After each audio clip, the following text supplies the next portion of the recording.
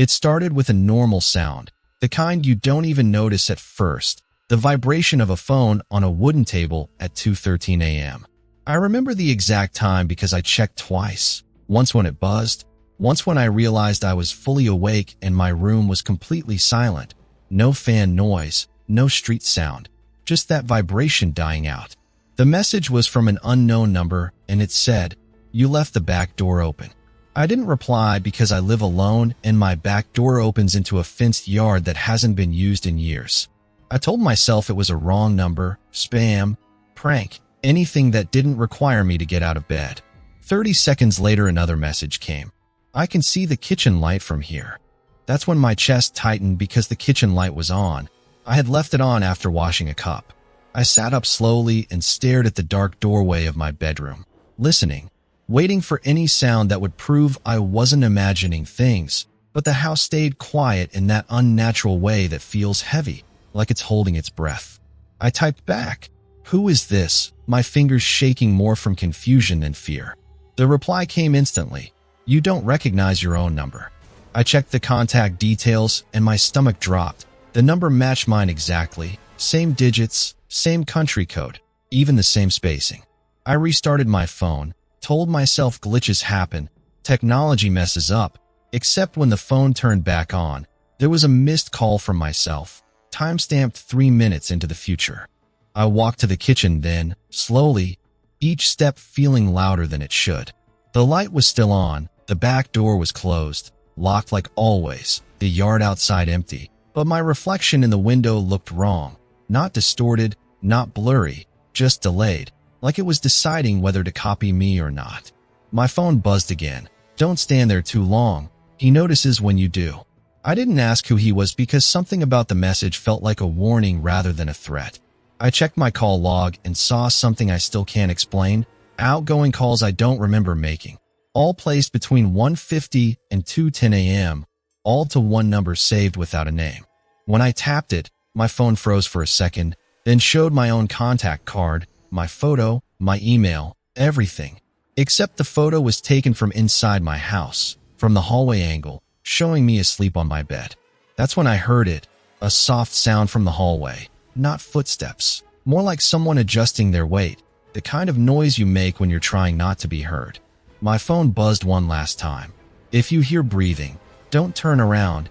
You already made that mistake once." And behind me, very close, something exhaled, slow, patient, like it had all the time in the world. I didn't turn around, not because I was brave, but because my body refused to listen to my brain.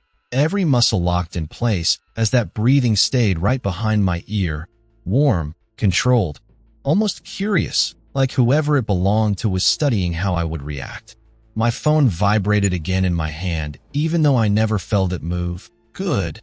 You remembered," the message said, and that was the moment fear stopped being sharp and became heavy, like something settling into my bones. I stepped forward slowly, 1 foot at a time, eyes fixed on the kitchen counter. The breathing followed, matching my pace perfectly, not rushing, not lagging, just there, close enough that I could feel the air shift when it inhaled. I reached the counter and picked up the knife without looking down, not to use it, just to feel something solid and real in my hand. The phone buzzed again. "That won't help. It already knows how this ends." I whispered, "Who are you?" barely moving my lips, and for a second there was no response. Then the breathing stopped. The silence that followed was worse. It felt wrong, unfinished, like a sentence cut off halfway. My reflection in the microwave door showed me standing alone, but something about the angle felt off, like the reflection was standing straighter than I was, more alert. My phone lit up. "I'm you, just not from now." My heart started pounding so hard I thought it would give me away. I typed back, "From when?" and the reply took longer this time, long enough for doubt to creep in. "From the part you don't remember."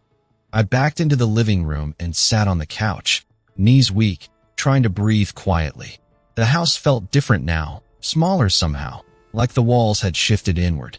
I noticed things I had never paid attention to before, scratches on the floor near the hallway, a dent in the wall beside the bedroom door, shallow but wide, like something heavy had hit it more than once.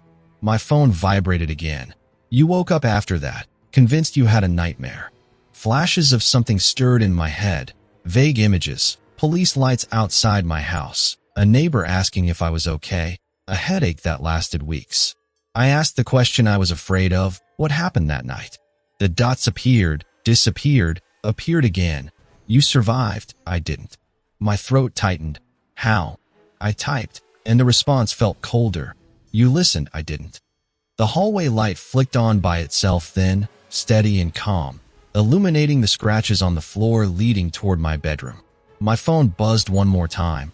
It's still here, and it learned from me. I heard movement again, not breathing this time, but slow footsteps, deliberate, confident, heading toward the living room. My phone vibrated hard, almost urgent. This is where it tests you. Stay seated, don't speak, don't move. Whatever it does, it wants proof you're the same version I was. The footsteps stopped just out of sight, and a voice that sounded exactly like mine spoke softly from the hallway, asking my name, the way you'd ask someone you already know, just to be sure. I didn't answer the voice because something about hearing my own tone used that way felt wrong, like a tool being tested. The footsteps resumed slowly, and I realized they were stopping exactly where I would stop if I were trying not to be seen from the couch. My phone vibrated once more. It mimics before it replaces. The hallway light flickered, and in that brief pulse, I saw a shape reflected on the TV screen. Not a shadow, but a person standing where I should have been standing, shoulders squared, head tilted slightly, as if listening. The voice spoke again, closer now, telling me it was tired, telling me it just wanted to sit down, to talk, to make things normal again.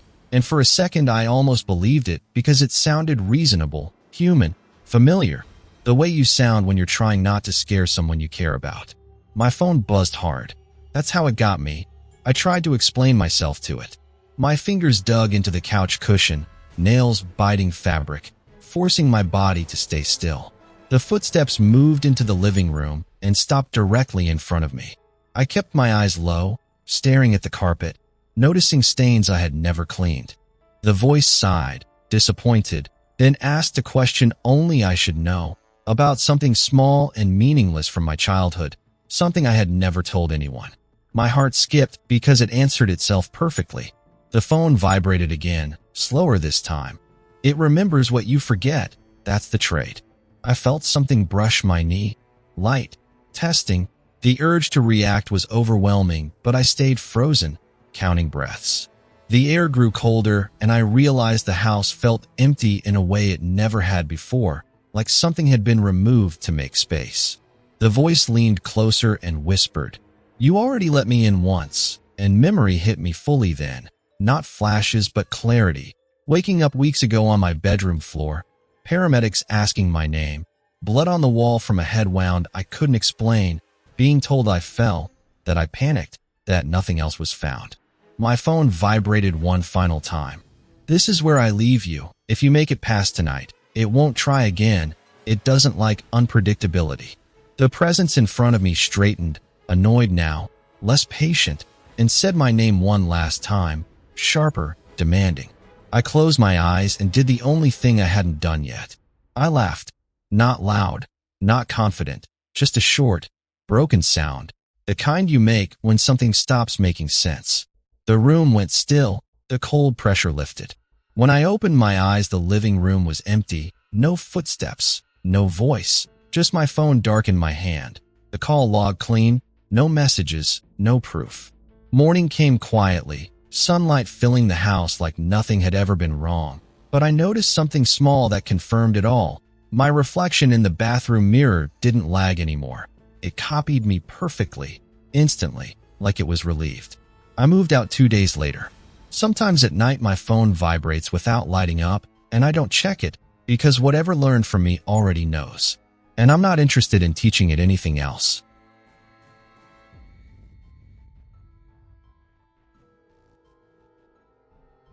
The first sign was the voicemail, not the message itself, but the fact that it was already marked as listened to.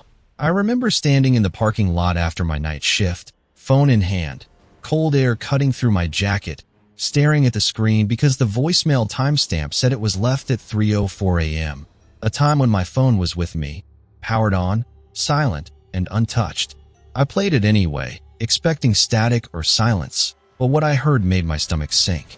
It was my voice, tired, low, speaking carefully like I didn't want to wake someone, saying, "If you're hearing this, don't go home yet."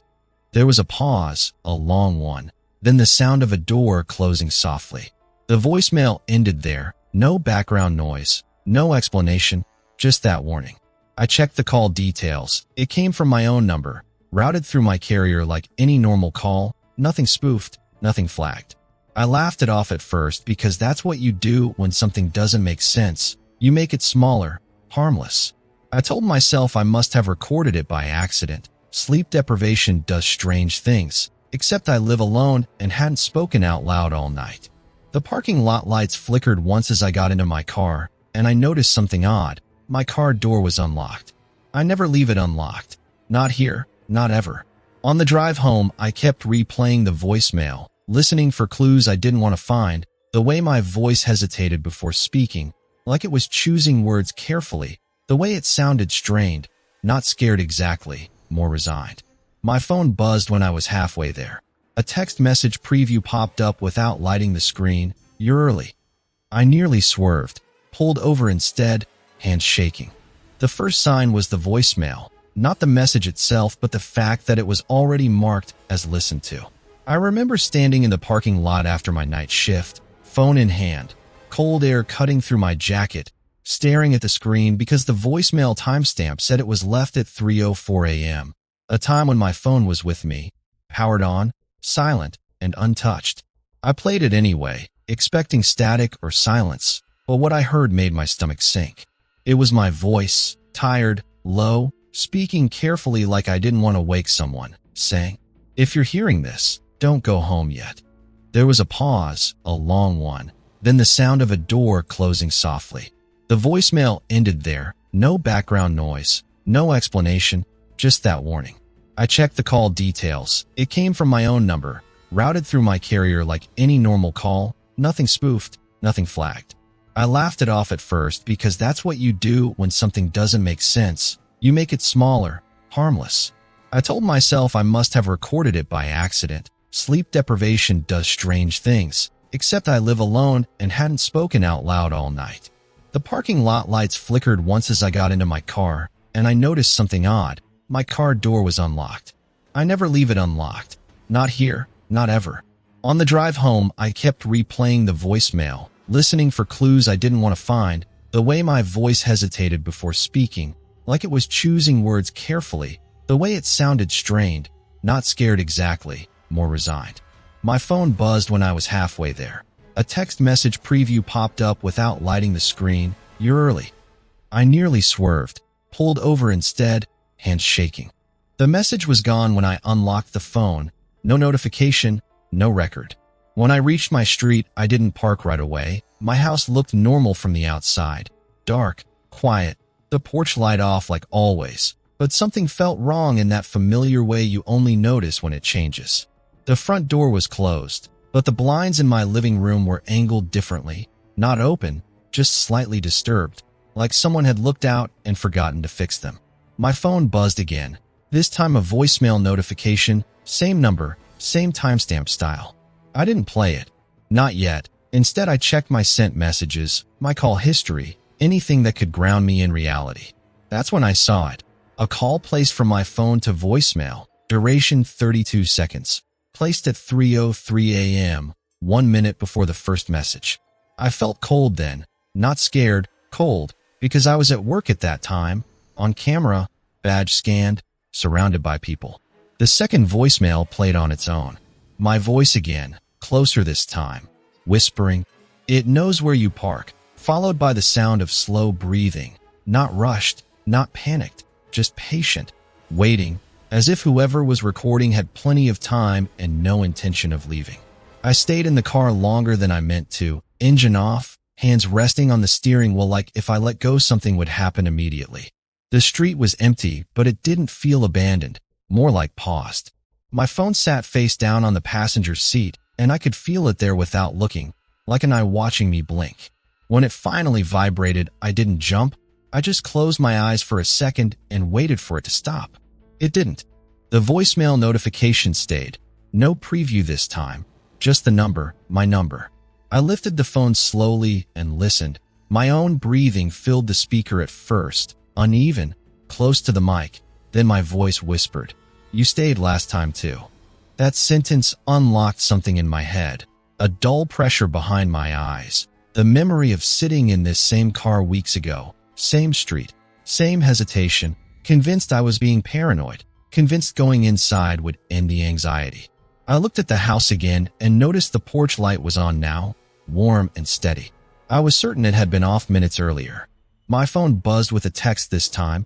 "Don't look at the window." Instinct took over and I looked anyway. Just a quick glance. Enough to see a shape move behind the curtain. Not fast. Not hiding. Just adjusting its position. Like someone who knows they've already been seen. My phone vibrated harder, angrier. I said don't. I unlocked the car door without realizing it and stepped out. The air felt heavier outside. Thicker. Each sound slightly delayed. My footsteps sounded wrong on the pavement, half a beat behind me. I stopped and the echo didn't.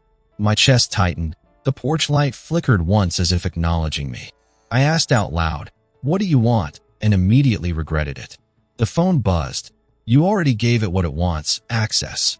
The front door creaked open slowly. Not forced, not broken, just open the way you'd open it if you lived there. The voicemail played automatically again, my voice now calmer, steadier, saying, "If you hear me speaking from inside, don't answer back."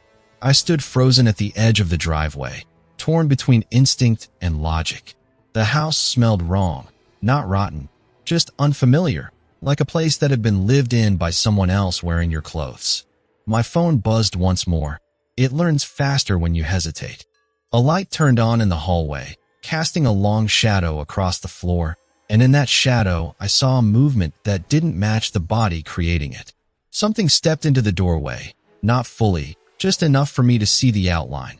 Same height as me, same posture, even the slight tilt of the head I do when I'm thinking. The voice came from inside, warm, reassuring, saying my name the way my mother used to when I was younger. My phone vibrated violently. "That's not for it, that's for you." I took a step back and the figure mirrored it perfectly. Same timing, same distance, like a reflection without glass. The porch light went out, and in the sudden dimness the figure smiled. Not wide, not threatening, just familiar, like it already knew how this conversation was supposed to end. I didn't run, not because I was calm, but because something in that moment felt rehearsed, like running was the move it expected from me. The phone vibrated again, weaker this time. "This is where you changed it." The figure in the doorway stepped back slowly, inviting without using its hands. The hallway light behind it pulsed once, twice, like a heartbeat. I stayed where I was and said nothing. The silence stretched and thickened, the kind that presses against your ears. The figure spoke again, using my voice but smoothing out the rough edges, sounding like a better version of me, more confident, more settled. It told me I looked tired, that I should come inside, that everything would make sense if I just listened. My phone buzzed. It fills the gaps with comfort. Don't let it finish a sentence. The porch light snapped back on, and for a brief second I saw the figure clearly, not distorted, not monstrous, just wrong in small ways, eyes focusing a little too slowly, smile holding a little too long. I shook my head once, a small movement, but it reacted immediately. The smile dropped, replaced by something flat, impatient. It took one step forward and stopped, like it had reached an invisible line. My phone vibrated for what felt like the last time. "You didn't step inside that night. You stayed until morning. That's why I'm only a warning now." The pressure behind my eyes surged and memory slid into place. Sitting in my car until sunrise weeks ago, exhaustion winning, calling in sick, telling myself nothing happened. The figure's voice hardened then, less careful, asking why I was doing this, why I was making it difficult. The words felt heavy, practiced, like they'd been used before. I finally spoke, just one sentence, quiet but clear. "This isn't my house anymore." The figure flinched like I'd struck it. The hallway light flickered violently, and the shadow on the floor twisted away from the body casting it. The phone went dark in my hand. The front door closed on its own, not slammed, just shut. The porch light followed, leaving the house dark and empty again. The street sounds slowly returned. A distant car, a dog barking somewhere far off. I stood there until my legs started to ache, half expecting the door to open again. It didn't. I never went inside that night. I drove to a friend's place and slept on their couch until my body stopped shaking. The next day, I went back with boxes and daylight and other people. The house felt normal then, empty in a boring way, no wrong smells, no shifted blinds, just rooms. But my phone told a different story. Battery drained completely, voicemail inbox empty, call logs wiped clean except for one missed call at 3:04 a.m., marked as unknown. I moved out that week. Sometimes when I park late at night, my phone unlocks a second slower than it should, just enough to make my heart stutter, but nothing else has happened, and I think that's the point. It doesn't chase what won't come home.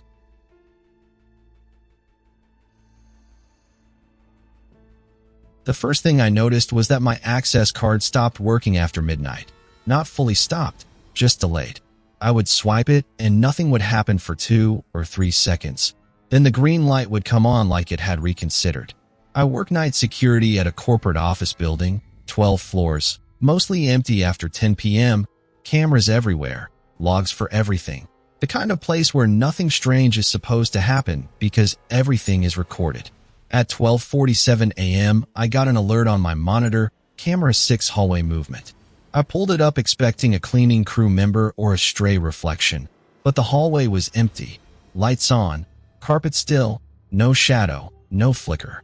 The alert kept triggering every few seconds like something was pacing just out of frame. I checked the system logs and felt a chill. The motion source was labeled with my employee ID. I laughed quietly to myself. Glitches happen. Bad firmware updates, cheap sensors, except when my radio crackled and my own voice came through it, low and calm, saying, "Camera 6 is clear." My hand tightened around the radio because I hadn't touched the talk button. The transmission log showed it was sent from my unit. I rewound the footage and watched carefully, frame by frame. At exactly 12:45 a.m., a shape passed through the hallway, not fully visible, more like the absence of light. The cameras didn't glitch, they adjusted, like whatever move there was expected. My radio crackled again. Don't rewind too much, it doesn't like repetition. My stomach dropped because the voice sounded tired, strained, like it had already tried explaining this before. I stood up from the desk and checked the reflection in the black monitor screen. Everything looked normal, except when I moved my head the reflection followed a fraction too late. My phone buzzed in my pocket with a text from an unsaved number. "You're sitting where I sat." I typed back, "Who is this?" and the reply came immediately. "You," after the first incident. The elevator dinged softly behind me even though I hadn't called it. The doors stayed closed. The floor indicator flickered between floors like it couldn't decide where it was. My phone buzzed again. "Don't take the elevator after 1 a.m. You didn't last time either." I checked the time. 12:59 a.m. My radio crackled once more, my voice again, closer this time. "If you hear footsteps syncing with yours, stop walking." I heard them then, faint at first, matching my breathing, matching my weight shifts, not ahead of me, not behind me, but exactly where I would be if I were walking beside myself. The hallway cameras started lighting up one by one on the monitors, motion alerts stacking faster than I could close them, all labeled with my ID, all empty. My phone vibrated one last time before going silent. At 1 o'clock it stops copying and starts replacing, and somewhere in the building, a door opened using my access code. I checked the access log with shaking hands and watched the entry appear in real time, my badge number, my clearance level, granted on the 7th floor at exactly 1 a.m. The problem was that I was still standing at the security desk on the 1st floor. I hadn't moved. The cameras confirmed it. My phone buzzed again, screen dimmer than before. It always chooses a higher floor first. I didn't ask why because the elevator chimed softly again, longer this time, like it was waiting for a decision. I grabbed the radio and spoke into it. My voice came out steadier than I felt, asking if anyone was on site. The response came instantly, but it wasn't static or feedback. It was my voice answering from another channel. "Already checked, you're alone." The log updated again. Transmission sent from a unit registered to me, different serial number. My mouth went dry as I realized the system thought there were two of us. The cameras on the 7th floor flickered to life on their own. The hallway lights were off, but something was moving through the dark with confidence, not stumbling, not searching, like it knew exactly where it was going. When the lights came on, I saw it clearly, my build, my walk, my habit of brushing the wall lightly with my fingertips as I passed. I felt a strange pull in my chest watching it, like seeing yourself from far away in a crowd. My phone vibrated again, slower now. Don't let it see you watching. I minimized the feed, but the alerts kept stacking, doors opening, sensors tripping, all logged under my name. My access card in my pocket felt warmer, heavier. The radio crackled and my voice spoke again, closer somehow. You should come up here. It's quieter. I backed away from the desk and bumped into the wall. The sound echoed longer than it should have. The footsteps started then, not loud, not rushed, coming from the stairwell behind me, matching the pace of my heartbeat. I froze, remembering the message from earlier, and forced myself not to move. The steps stopped immediately, like they were listening for confirmation. My phone buzzed hard. Good, it hates uncertainty.